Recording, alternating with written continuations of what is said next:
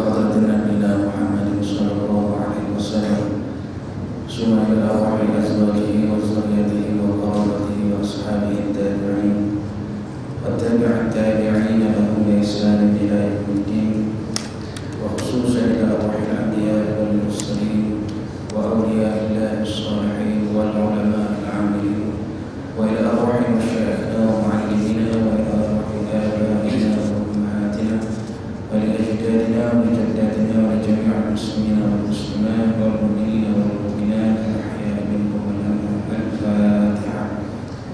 أعوذ بالله من الشيطان الرجيم. بسم الله الرحمن الرحيم. الحمد لله رب العالمين الرحمن الرحيم مالك يوم الدين إياك نعبد وإياك نستعين اهدنا الصراط المستقيم صراط الذين أنعمت عليهم غير المغضوب عليهم ولا الضالين. السلام عليكم ورحمة الله وبركاته. أعوذ بالله من الشيطان الرجيم. بسم الله الرحمن الرحيم. الحمد لله رب العالمين والصلاة والسلام على أشرف الأنبياء والمرسلين سيدنا ومولانا محمد وعلى آله وصحبه أجمعين. أشهد أن لا إله إلا الله وحده لا شريك له وأشهد أن محمدا عبده ورسوله. اللهم صل وسلم وبارك على محمد وعلى آل محمد يا كريم. اللهم نور قلوبنا بنور هدايتك كما نورت الأرض بنور شمسك أبدا أبدا برحمتك يا أرحم الراحمين. رب اشرح لي صدري ويسر لي أمري واحلل عقدة من لساني يفقهوا قولي. أما بعد. Alhamdulillah, pertama-tamanya marilah sama-sama kita merafakkan setinggi-tinggi kesyukuran kita kehadirat Allah Subhanahu wa taala. Di atas limpah kurnia, taufik dan inayahnya dipilih kita pada malam yang berbahagia untuk tidak lain dan tidak bukan mencari keridhaan Allah Subhanahu wa taala semata-mata. Dalam masa yang ada ini, marilah sama-sama kita berbincangkan berkenaan dengan perkara yang penting untuk diketahui, yaitu malam ini kita nak membicarakan sedikit sebanyak berkenaan dengan sihir, ataupun lebih spesifik sihir dalam penggunaan tangkal aziman. Tuan-tuan hadirin hadirat yang hadirat dirahmati Allah Subhanahu wa taala, dalam tidak sedar perjalanan hidup manusia ini menuju matlamat dan cita-cita mereka, terkadang kita diuji oleh Allah Subhanahu wa taala dengan pelbagai ujian yang ada kalanya menyebabkan kita lalai, kita lupa, dan yang lebih teruk terjerumus kita ke jalan yang dimurkai oleh Allah Subhanahu wa taala. Termasuklah penggunaan sihir. Kalau nak berjaya, tuan-tuan, jalan pintasnya manusia suka menggunakan bersahabat dengan jin, syaitan, ataupun mencintai seseorang tidak berbalas menggunakan sihir. Namun kalau kita nak membicarakan tentang ruang lingkup ilmu dan amalan sihir ini sangat besar, sangat luas, dan ianya sangat rahsia. Ulama-ulama banyak membahaskan, banyak membicarakan berkenaan dengan sihir ini. Sukar untuk kita dapat definisi yang secara tepat berkenaan dengan sihir. Namun saya suka mengambil setengah pandangan ulama berkenaan dengan sihir, ialah apa juga yang berlaku atau dapat dibuat atau dicapai oleh seseorang dengan pertolongan syaitan. Setelah orang itu memenuhi kehendak syaitan tersebut dengan melaksanakan sesuatu yang dikehendaki oleh syaitan tersebut sebagai tanda ataupun isyarat, takarub atau bersahabat atau tunduk dan mengikut atau menyembah syaitan tersebut. Ini setengah pandangan ulama berkenaan dengan sihir. Jadi daripada makna ataupun definisi yang saya bawakan tadi, dapat kita ambil perincian dia. Yang pertamanya, sihir itu tentulah adanya peranan syaitan dan sekutunya, syaitan dan anak cucunya ataupun jin. Kerana apa? Bila menggunakan jin ataupun syaitan ini, mereka ini bertubuh halus, tak boleh kita pandang, tak boleh nampak pada pandangan mata kita.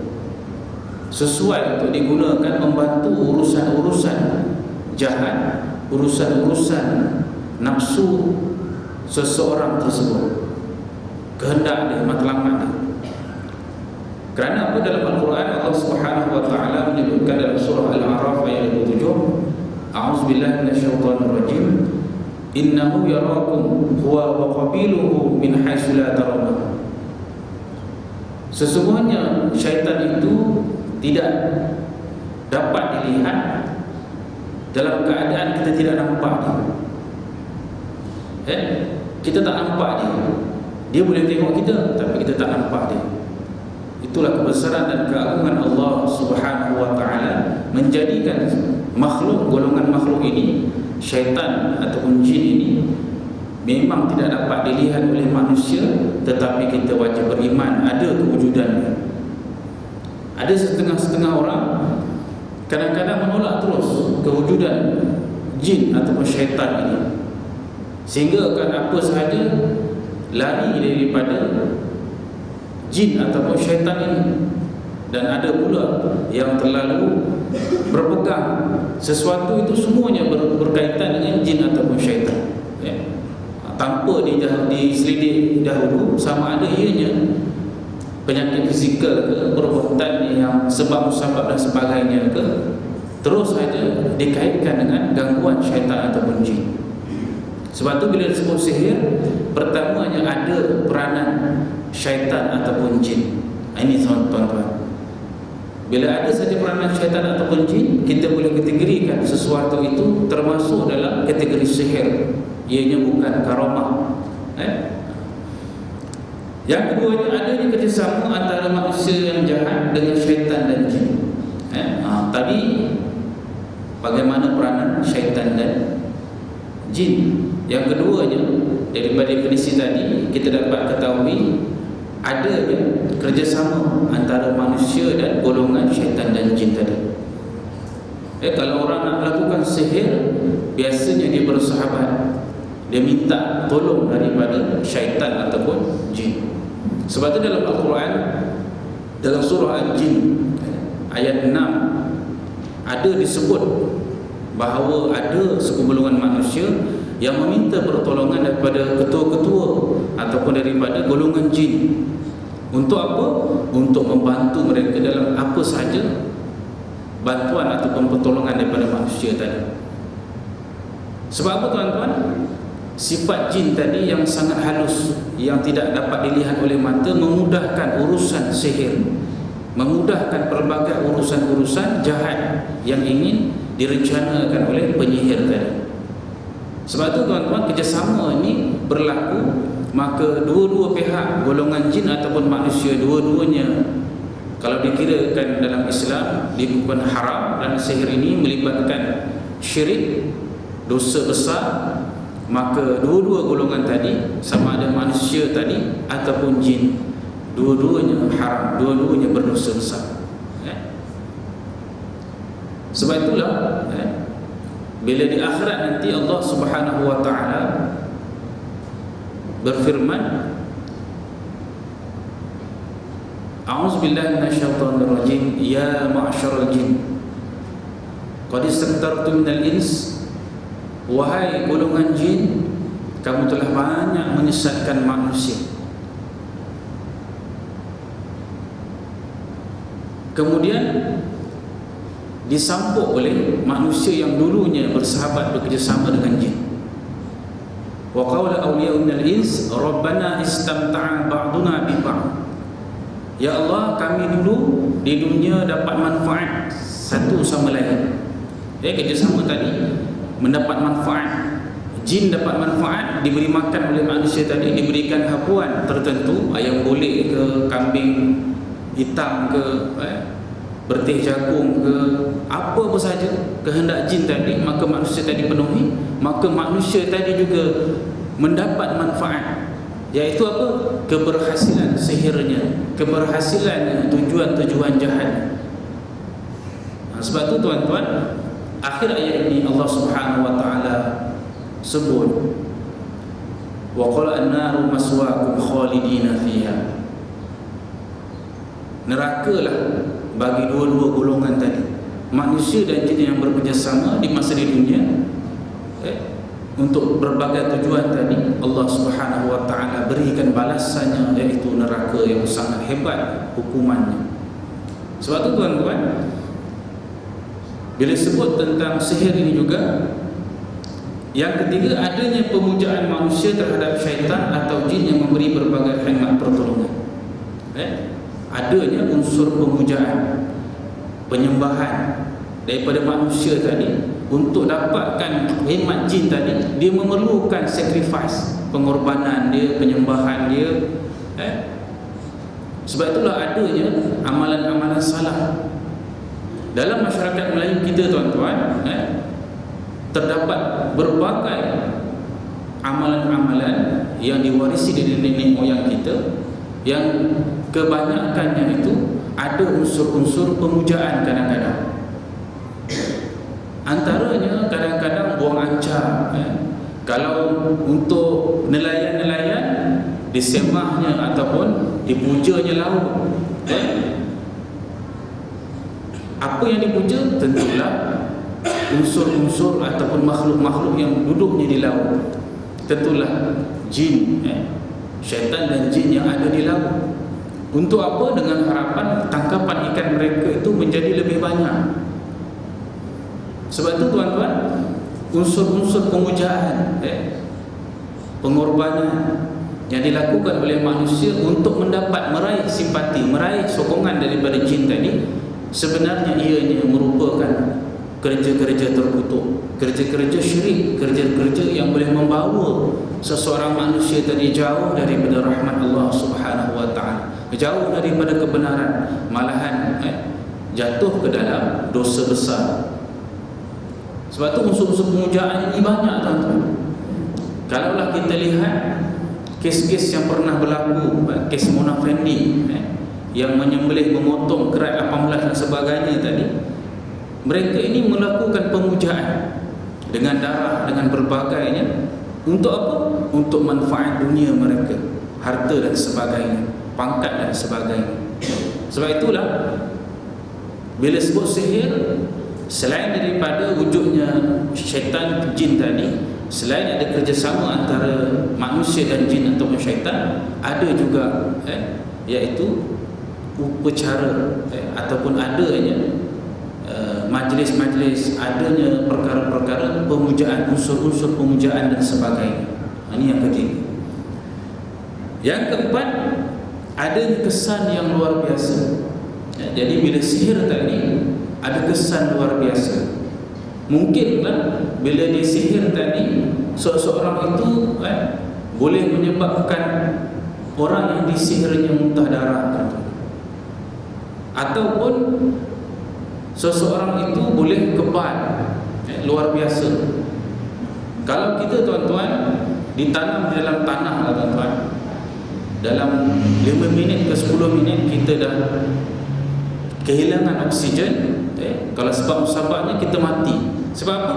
Oksigen tidak sampai ke otak, tak sampai ke seluruh anggota tubuh badan kita, maka kita tidak dapat bernafas. Bila tidak bernafas, kita mati. Tapi ada kesan luar biasa. Ada orang yang bersahabat dengan jin atau syaitan, ditanam berjam-jam. Bila dibuka balik daripada tanaman tadi, daripada tempat ditibus tadi, maka dia boleh sihat seperti sedia kala.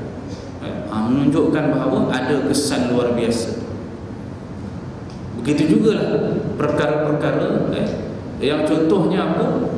Boleh menyebabkan bercerai-berainya seorang suami dan isteri. Seorang isteri yang begitu sayangkan suami, tiba-tiba hilangnya rasa kasih dan sayang. Begitu juga sebaliknya, seorang suami yang sangat sayangkan isteri tiba-tiba memaki hamun, menerajam, menumbuk istrinya.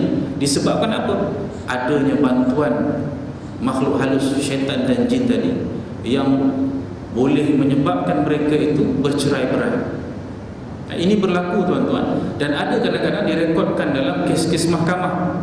Walaupun bila dibicarakan tidak disebut tentang unsur sihir, kerana apa? Tak ada akta undang-undang sihir lagi, tetapi ada dicatatkan bagaimana sebenarnya ada kesan sihir dalam rumah tangga dan sebagainya, hingga menyebabkan akhirnya perceraian dan sebagainya. Yang kelimanya, bila disebut sihir, adanya berbagai syarat, sehingga kan 1001 syarat dalam amalan ataupun perkara-perkara sihir ini ada tuan-tuan. Begitu juga pantang larang, ada pantang larangnya pula. Bila kita sebut sihir, maka banyak syarat-syarat dan pantang larangnya. Pantang larang dan syarat ini diberikan oleh siapa? Tentulah oleh syaitan dan jin yang ingin membantu dalam amalan sihir tadi. Maka diberikan syarat-syaratnya. Ada pulut kuningnya, ada bertih jagungnya, ada darah kambing hitamnya, darah ayam hitamnya, ada ayam kulitnya, dan berbagai lagi syarat-syarat. Dan begitu juga pantang larang, tidak boleh lalu di bawah ampayan contohnya, tidak boleh pakai kain melalui atas, kena daripada bawah dan sebagainya lah. Berbagai 1001 syarat dan pantang larang. Ini ciri-ciri bila sebut tentang sihir. Bila ada 5 perkara tadi, kebiasaannya sihir tadi, kelima-lima perkara ini ada di dalamnya. Sehingga tuan-tuan yang paling ekstrim, ada sihir-sihir yang mana syaratnya diberikan oleh syaitan dan jin tadi, sehingga tidak boleh mengaji Al-Quran, tidak boleh sembahyang, tidak boleh menunaikan solat Jumaat, tidak boleh mengerjakan haji dan sebagainya. Pun kadang-kadang manusia yang inginkan keberhasilan sihir tadi memenuhinya. Ada yang pula memijak-mijak Al-Quran, dibuang air besarnya pada Al-Quran, mushaf Al-Quran. Sebagai apa? Sebagai memenuhi 1001 syarat, 1001 pantang larang yang diberikan oleh syaitan dan jin yang jahat tadi. Sebab tu tuan-tuan, bila sebut tentang sihir, 5 perkara ni tentu ada dalam sihir tadi. Kalau kita nak tengoklah contoh-contoh, contohnya apa yang telah difatwakan oleh Jabatan Mufti Negeri Selangor tentang haramnya pembedahan batin contoh. 5 syarat tadi di atas ada di dalam pembedahan batin yang mana diharamkan, difatwakan haram. Kerana apa? Adanya penggunaan syaitan dan jin, adanya kerjasama syaitan dan manusia tadi. Ada juga berbagai syarat dan pantang larang, ada juga unsur-unsur pemujaan dan sebagainya. Ada yang paling utamanya yang kita nampak, ada kesan luar biasa. Contohnya apa? Dibedah dengan tangan tanpa menggunakan peralatan benda-benda tajam contoh. Boleh terbelah, seolah-olah nampak pada pandangan kita keluarnya darah membuak-buak. Berlakulah suatu pembedahan yang disebut pembedahan batin. Orang yang dibedah tidak perlu dibius, tidak merasai sakit, dan didakwa dapat menyembuhkan berbagai penyakit-penyakit kronik dengan pembedahan tersebut. Ini semua tuan-tuan merupakan sihir. Dan alhamdulillah Jabatan Mufti Negeri Selangor dengan kepakaran yang ada memfatwakan ianya adalah amalan-amalan haram, yang mana umat Islam perlulah menjauhi amalan ataupun perubatan bedah batin ini. Sebab tu tuan-tuan, banyak kalau kita tengok sihir tadi kita dah tahu, kita tengok pula cara-cara sihir ini dilakukan. Banyak cara-cara sihir ini dilakukan. Antaranya apa? Antaranya menerusi angin. Ada sihir menggunakan angin. Maksudnya angin apa? Melalui perantaraan angin ni, mana angin boleh pergi, boleh lepas, maka sihir tadi boleh dijalankan, boleh berlaku. Perlu kita ketahui sebelum kita tengok caranya, Allah Subhanahu wa ta'ala menciptakan jin ini dari berbagai jenis.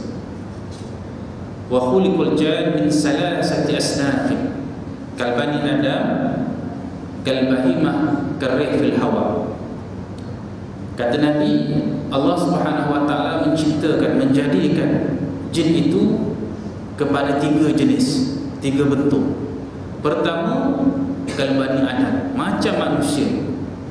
Kedua, kalbahimah, macam binatang, pelbagai jenis binatang, daripada sekecil-kecil bakteria, kuman, hinggalah sebesar-besar paus, gajah dan sebagainya. Ada jin-jin yang berupa sebegitu. Yang ketiga, karih fil hawa, macam angin, formless, tak ada bentuk. Dia masuk ke satu ruang, dia memenuhi ruang tersebut, masuk ke badan manusia, menyelubuti badan manusia. Ini antara bentuk-bentuk jin yang Allah Subhanahu wa ta'ala ciptakan. Kalbani ada macam manusia, sebagaimana manusia ada rupa paras, bentuk, warna dan sebagainya, sifatnya dan sebagainya, begitulah jin pun ada, diciptakan oleh Allah Subhanahu wa ta'ala sebegitu. Sebab itu tuan-tuan, apabila kita tahu sihir tadi, cara melakukan sihir yang pertamanya menerusi angin, tentulah ada jin tadi yang macam binatang, ada sayap mungkin. Ada jin yang macam manusia, mempunyai sayap yang boleh terbang, ataupun hanya melalui angin, ditiupkan pada angin, maka jin tadi akan pergi menyerang kepada mangsanya. Sebab tu tuan-tuan, apabila kita lalai sahaja, maka mudah syaitan ataupun jin tadi merosakkan kita, masuk ke tubuh kita, menyebabkan kita mengalami berbagai masalah. Kemungkinan mengubah sifat-sifat kita, kemungkinan mengubah ciri-ciri fizikal kita pun ada.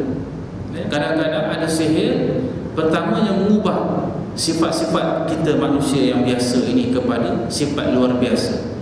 Daripada seorang yang penyamar menjadi seorang yang panas baran contohnya. Daripada seorang yang sangat baik dengan anak dan isteri menjadi orang yang sangat ganas, menumbuk, menendang dan sebagainya. Begitu juga dengan sifat-sifat fizikal. Daripada orang yang sihat menjadi sakit, kepalanya sakit, jantungnya sakit, berbagai penyakit, 1001 penyakit yang kadang-kadang dibuat seolah-olah sama dengan penyakit-penyakit fizikal. Begitulah hebatnya teknologi yang dilakukan oleh mereka-mereka yang menyihir ini. Bagaimana para perawat Islam, ulama-ulama cuba merungkai, mengubati berbagai sihir-sihir ini. Begitu juga penyihir-penyihir ini juga, mereka juga mempunyai teknologi-teknologi tertentu, berpakat bekerjasama dengan jin tadi bagaimana mengatasi, supaya apa? Supaya sihir tadi menjadi sihir yang paling hebat, tidak mudah dirungkai, tidak mudah disembuhkan sehingga menyebabkan kematian. Na'udzubillah min zalik.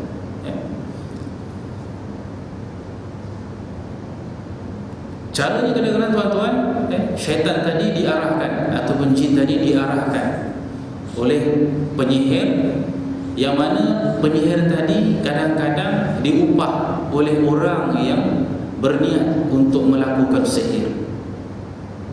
Sebab itu tuan-tuan, kalaulah dalam undang-undang akta jenayah, kalaulah ditubuhkan, sebenarnya boleh didakwa penyihir ini. Kerana apa? Ada tukang sihirnya, ada yang mengupahnya, ada barang-barang sihir yang digunakan, menggunakan tengkorak, menggunakan abu mayat dan sebagainya, kain kapan dan sebagainya. Dan orang yang kena sihir pun ada kesannya, sakitnya dan sebagainya. Yang kedua, menerusi makanan dan minuman. Ini yang terkenal orang kita kata santau, menerusi makanan dan minuman. Makanan dan minuman tadi telah dijampi menggunakan pelbagai mentera-mentera. Tentulah penggunaan syaitan dan jin ada di dalamnya. Apa tujuan dijampi makanan minuman tadi? Tentulah ada berbagai 1001 niat. Kemungkinan menyebabkan mereka yang makan dan minum tadi menjadi sakit, perutnya jadi busuk, mungkin jadi sakit kepala, mungkin jadi migrain dan sebagainya. Kerana apa? Mereka telah menggunakan sihir dalam makanan dan minuman. Sebab itu kadang-kadang kita selamat tuan-tuan kalau kita bawa minuman ataupun makanan daripada rumah kita. Ataupun kalau kita makan dan minum di kedai, kita pilihlah ciri-ciri kedai yang bersih. Mungkin kita boleh lihat secara fizikal untuk menentukan perkara-perkara yang kita tidak nampak. Cukuplah kalau kita sebagai umat Islam, kita lihat makanannya bersih, cara penyediaannya bersih, selaras dengan apa yang Islam kehendaki mengikut syariatnya. Tentulah paling utamanya halal. Sebab itu dalam Islam makanan ini selain daripada halal, ianya bersih, suci dan sebagainya. Barulah kita boleh pilih restoran ataupun makanan tadi menjadi makanan kita. Kemungkinan tuan-tuan, kiranya dia kotor, tentulah bila kotor ini perkara yang pertama selain dari penyakit ialah syaitan ataupun jin suka kepada tempat-tempat yang kotor, tempat penyediaan yang kotor, tidak terjaga dan sebagainya. Sebab itu tuan-tuan, yang kedua cara sihir dilakukan tadi ialah dengan makanan dan minuman. Bila dimakan, kadang-kadang tengah makan itu disihirkan makanan yang kita tengah makan, pun ada juga berlaku. Na'udzubillah min zalik.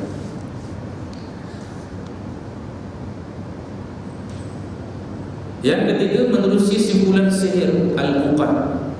Yang ini seperti yang disebutkan dalam firman Allah Subhanahu wa taala dalam surah Al-Falaq ayat 4. A'udzubillahi minasyaitonir rajim wa min syarrin naffatsati fil 'uqad. Dan daripada kejahatan tiupan-tiupan ahli sihir pada simpulan sihir. Ini tuan-tuan, al-uqad. Kadang-kadang disimpulkan bagaimana ada simpulan-simpulan ini di zaman jahiliah dulu. Ahli-ahli sihir membaca mentera sambil menyimpulkan tali-tali. Berapa banyak simpulan tali tadi? Untuk apa? Untuk diniatkan kepada mereka yang ingin disihirkan. Al-uqad ni tuan-tuan dia luas. Apa sahaja simpulan sihir, begitu juga tangkal azimat, ataupun sekarang ini ada di-upgrade ataupun diubah suai namanya. Kadang-kadang menjadi wafa, kadang-kadang takwiz, kadang-kadang menjadi bantuan dan sebagainya. Hatta kadang-kadang ianya berupa ayat-ayat Al-Quran.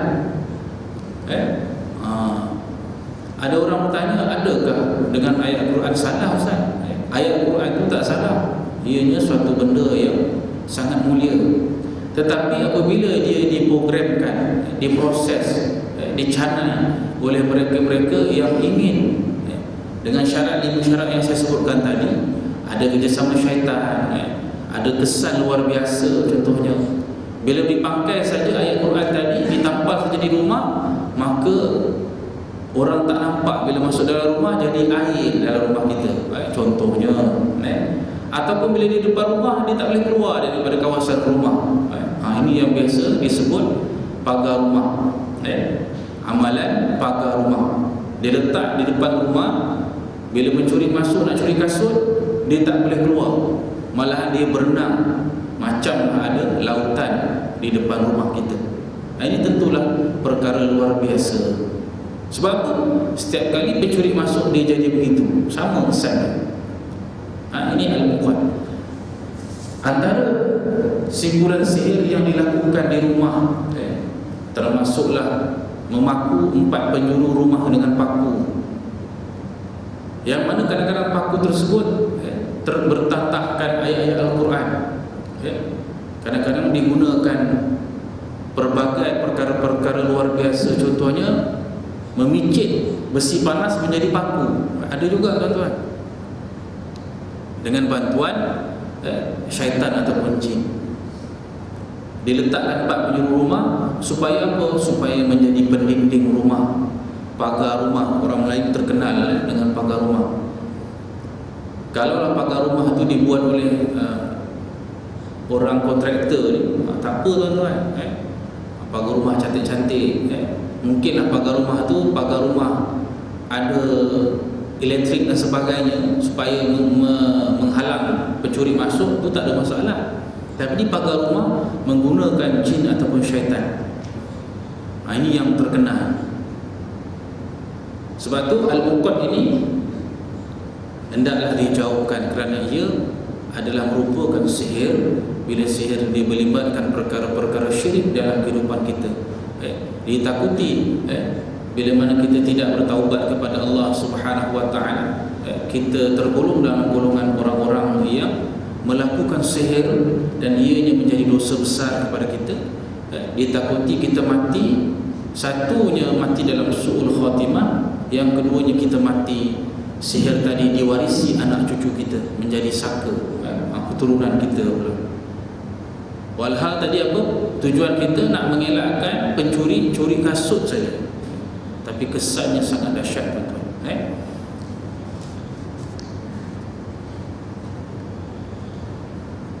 Cara-cara membuat al-uqad ini banyak tuan-tuan.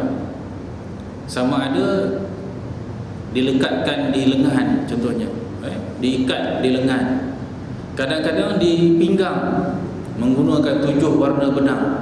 Ada merah, biru, kuning, hitam, putih dan sebagainya. Saya pernah tengoklah beberapa al-uqad ini, tangkal azimat ini, daripada Seberang. Orang-orang yang bekerja di Malaysia ini daripada Seberang, kalau dibuka bajunya itu ada benang 7 warna di pinggang. Kita tanya, untuk apa ni? Untuk keselamatan. Siapa yang bagi? Kiai-kiai di Indonesia saja. Mereka membahagikan amalan itu kepada 2, satu yang putih, satu yang hitam. Sebenarnya dua-dua itu melibatkan amalan sihir. Sebab apa? Ada 5 ciri-ciri yang disebutkan tadi padanya. Sebab apa? Pakai saja tangkal tu, azimat tadi, maka dia terselamat. Kadang-kadang bila banyak cerita yang kita dengar daripada mereka yang memakai tangkal azimat ini, kalaulah diserbu oleh pihak berkuasa, tak nampak dia dalam rumah tu, tak nampak dia, tak tertangkap. Ada pula bila ditembak tak lut, dan sebagainya. Ada selain daripada yang begitu, ada yang menggunakan perkara-perkara, benda-benda yang pelik-pelik, termasuklah buluh tumpat, disimpan, dibawa ke rata-rata. Ada yang juga membawa kulit kijang, ada juga yang membawa besi kuning dan sebagainya. Tidak lain dan tidak bukan, mereka ini mempercayai dengan yakin bahawa perkara-perkara tadi, benda-benda tadi memberi manfaat kepada mereka, zahir dan batin mereka.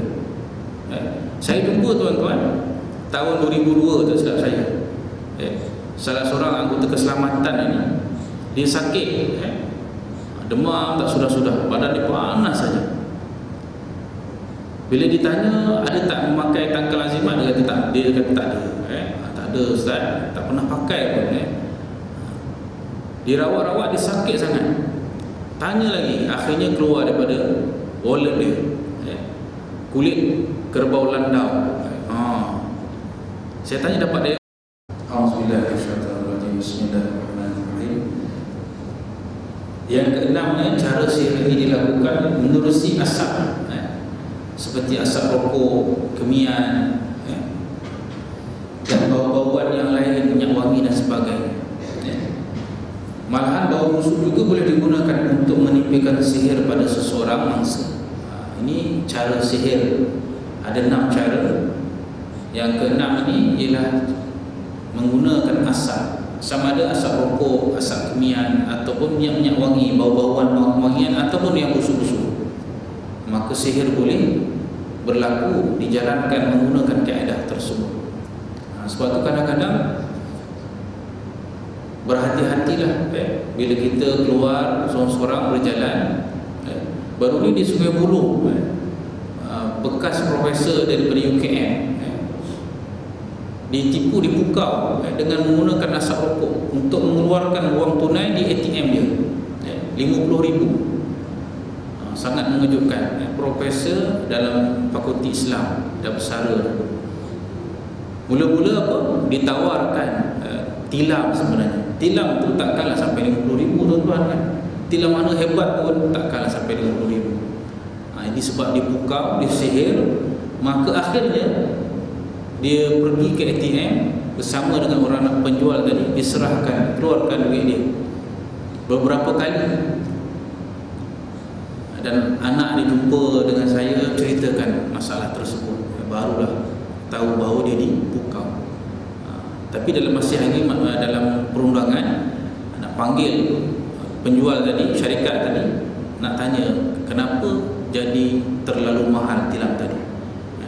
Jadi sebenarnya ada unsur-unsur sihir menggunakan asap tadi, menggunakan asap rokok.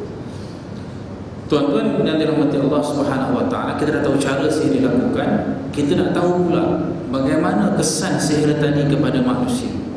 Ada 3 pandangan ulama berkenaan dengan kesan sihir tadi. Yang pertama, pandangan yang tepat dan paling benar ialah ada sihir yang benar-benar berlaku dan berkesan, dan ada sihir yang tidak berlaku, hanya hayalan sahaja. Ini pandangan pertama yang paling tepat. Maksudnya apa? Ada sihir yang betul-betul berlaku secara hakiki, dan juga sihir tadi ada yang berlaku dengan hayalan sahaja. Contohnya apa? Contohnya bila seseorang itu muntah darah, mungkinlah darah tadi muntah sikit, ataupun dalam kuantiti yang munasabah. Yang kedua, dia muntah tu berbaldi-baldi. Ini tak munasabah lah. Dia untuk khayalan ataupun yang hakiki, yang betul-betul berlaku. Begitu juga tadi itu yang untuk khayalan, pembedahan batin. Contohnya, pada pandangan yang sebenar, dianya sihir, tidak berlaku, silap mata sahaja. Contohnya. Pandangan yang kedua, setengah ulama berpendapat sihir tidak ada apa-apa kesan. Ada ulama mengatakan sihir tidak ada apa-apa kesan. Ini pandangan ulama. Apa yang dialami oleh mangsa sebenarnya tidak berlaku. Mangsa hanya dihayalkan perasaan, pandangan, fikirannya oleh syaitan yang melakukan kerja-kerja sihir sahaja. Ini pandangan kedua. Saya berpegang pada pandangan pertama tadi. Ada yang berlaku secara hakiki, benar-benar berlaku, dan ada juga yang berlaku secara hayalan sahaja. Pandangan ini didasarkan kepada perbuatan ahli sihir Fir'aun yang mencampakkan tali, lalu tali tadi menjadi seolah-olah macam ular. Ini pandangan ini didasarkan kepada kisah ahli sihir yang berlawan dengan Nabi Musa alaihissalam, mencampakkan tali, akhirnya tali tadi seolah-olah bergerak-gerak menjadi ular. Ini pandangan kedua. Pandangan yang ketiga, sihir sememangnya memberi kesan, boleh menyebabkan berbagai penyakit, penderitaan, gangguan perasaan, emosi, mengganggu kesihatan tubuh badan, kematian dan sebagainya lagi. Al-Quran ada menyebutkan tentang kesan sihir yang boleh menyebabkan pergaduhan dan perceraian suami isteri. Apa ayatnya? A'udzubillahi minasyaitonirrajim. Fa yata'allamuna minhuma ma yufarriquna bihi bainal mar'i wa zawjihi. Maksudnya mereka menggunakan sihir itu untuk menceraikan antara seseorang dengan istrinya. Al-Baqarah ayat 102. Malahan Allah tegaskan dalam ayat yang lain bahawa ilmu sihir hanya mendatangkan bahaya atau mudarat kepada manusia dan tidak akan memberikan apa-apa kebaikan. Maksudnya tadi pandangan ketiga tadi ditegaskan dengan ayat Al-Quran, A'udzubillahi minasyaitonirrajim, wa yata'allamuna ma yadurruhum wa la yanfa'uhum. dan mereka belajar apa yang disihir yang membahayakan diri mereka dan tidak memberi manfaat kepada mereka. Jadi ada 3 pandangan tadi. Pandangan yang pertama lah yang paling tepat. Itu saya pun berpegang pada pandangan pertama. Kerana apa? Ada sihir ini yang betul-betul berlaku dan ada juga kadang-kadang ianya secara khayalan, tidak berlaku secara yang sebenar. Contohnya ada kisah seorang isteri balik ke rumah, dia nampak seolah-olah suaminya berzina dengan perempuan lain. Contohnya begitu. Sebenarnya tak berlaku. Ini adalah sihir untuk mencerai-beraikan suami isteri. Kalaulah tidak dirawat dengan segera, maka dia akan kerap melihat perkara-perkara tersebut. Sedangkan sangat mustahil kadang-kadang di rumah itu hanya dia seorang je, suaminya pun tak ada. Ini tuan-tuan, sihir secara khayalan. Sebab itu tuan-tuan, kenalah kita yakini bahawa sihir ini adalah amalan syaitan, dan mereka yang mengamalkan sihir, Allah Subhanahu wa taala akan kumpulkan bersama dengan syaitan dan jin tadi di dalam neraka Jahannam, kekal mereka di dalamnya. Sebagaimana yang saya sebutkan tadi, wa yawma yahsyuruhum jami'a ya ma'syaral jin qad sattartu minal ins wa qala awliya'u minal ins rabbana istamta'a ba'duna bi ba'd. Allah Subhanahu wa taala berfirman kepada golongan jin, wahai kaum jin, kamu telah banyak menyesatkan manusia. Maka manusia yang dulunya bersahabat dengan jin menyambut, ya Allah, kami dulu dapat manfaat ketika di dunia, saling dapat manfaat antara satu sama lain. Tiba-tiba ajal yang kau tentukan telah tiba dan kami tak sempat taubat, dan kami mati dalam keadaan kami bekerjasama dengan jin tadi. Maka apa kata Allah? An-naru maswaakum khalidina fiha. Nerakalah lebih layak bagi kamu dan kamu kekal di dalam. Sebab tu sihir ini, bila kita yakin, kita tahu bahawa ada 5 ciri-ciri dalam sihir ada, maka ianya tentulah dosa besar dan juga syirik kepada Allah Subhanahu wa taala, dan ditakuti kita mati dalam su'ul khatimah, dan Allah Subhanahu wa taala masukkan kita ke dalam neraka Jahannam bersama dengan jin ataupun syaitan yang kita bekerjasama di dunia tadi. Na'udzubillah min zalik. Tuan-tuan dan puan-puan, hadirin hadirat yang dirahmati Allah Subhanahu wa taala, sebab itulah bila sebut tentang sihir tangkal azimat ini, banyak di dalam masyarakat kita ini kadang-kadang terkeliru. Kita beranggapan kalaulah tangkal tadi ataupun azimat tadi ditukar namanya menjadi nama yang lain daripada tangkal azimat, contohnya ditukar menjadi wafa ataupun ta'wiz, kerana apa?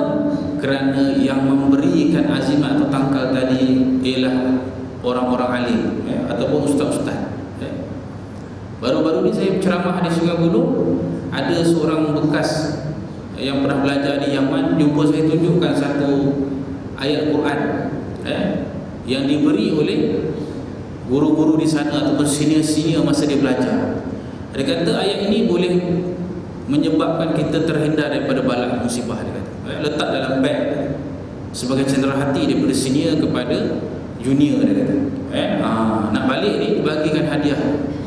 Saya pun tengoklah, dia macam khatam nubuah tu lah, tapi bukan khatam nubuah, ayat Al-Quran lah. Saya kata, ustaz pegang ni ada tak etikat bahawa ia boleh menyebabkan manfaat dan mengelakkan mudarat? Dia kata ada juga kadang-kadang. Kalau ada juga, maka dia jatuh kepada tangkal azimat. Tapi kalau yang bagi ni ustaz, walaupun yang bagi ni adalah ustaz atau tokoh-tokoh agama terkenal. Sebab apa? Kita tahu bahawa Al-Uqad itu, simpulan sihir itu ialah satu sihir yang menggunakan apa-apa juga benda, sama ada dianya logam ke, batu ke dan sebagainya. Boleh jadi ianya berbentuk cincin ke, keris ke, ataupun Quran kecil ke? Kalau Quran besar boleh baca tuan-tuan, Quran kecil tak boleh baca. Kita pun tak dapat manfaat dengan membacanya sebab kecil sangat. Saya masih muda ni pun tak nampak Quran kecil, kena guna kantang. Terkedip-kedip mata nak baca Quran kecil. Jadi tak bermanfaat sebenarnya. Malahan kadang-kadang terlupa dibawa masuk tandas dan sebagainya. Kita seolah-olah menghina pula Al-Quran tersebut. Kerana apa? Terlalu mudah, terlalu kecil, sehingga kan kita terlupa nak menjaga kesuciannya. Sebab itu tuan-tuan, bila sebut Al-Uqad ini, simpulan sihir, tangkal azimat ini, dia banyak. Kadang-kadang kita tak sedar kita pun ada menggunakannya. Sama ada diberikan oleh tokoh-tokoh agama, ustaz-ustaz. Macam tadilah diberikan batu cincin. Kalau di Indonesia pergi seberang, yang terkenal kalau jumpa ulama-ulama sana, biasanya bila balik diberikan batu-batu cincin. Tapi tak semua ulama lah, ada sebagai ulama. Batu cincin ni disuruh buat cincin, ada manfaat dia kata. Ini yang bahayanya. Itu sebab tu tuan-tuan kena berhati-hati dan kita berpeganglah kepada Nabi SAW. Jauhilah perkara-perkara yang boleh menyebabkan terbatalnya akidah kita tanpa kita sedar. Memang dah susah payah kita jaga akidah kita, jaga ibadah kita siang malam pagi petang ni, rupa-rupanya kita terlupa. Ada benda-benda yang menjadi al-uqad ataupun simpulan sihir dalam hidup kita, kita pakai, kita guna sampai kita mati. Na'udzubillah min zalik. Mudah-mudahan kita terhindar daripada amalan-amalan sihir, sama ada kita sedar ataupun tidak. Kalau tak sedar, kita minta Allah Subhanahu Wa Taala tunjukkan kepada kita.